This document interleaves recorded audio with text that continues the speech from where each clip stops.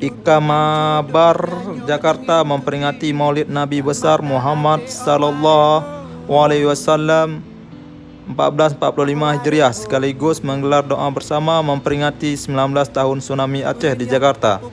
Dalam kegiatan tersebut, Ikamabar Jakarta mengundang Ustadz Muhammad Abdul Aziz Nawawi, SPDI, MPD, MPHD, yang merupakan Ketua Umum Santri Mendunia untuk mengisi tausiah.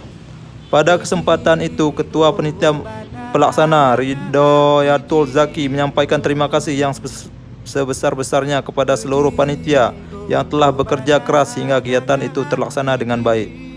Terima kasih banyak kepada seluruh panitia. Saudara Tamleka, SPD MPD mengatakan pelaksanaan kegiatan itu merupakan salah satu bentuk rasa cinta kepada kekasih Allah, yaitu Nabi Muhammad sallallahu alaihi wasallam.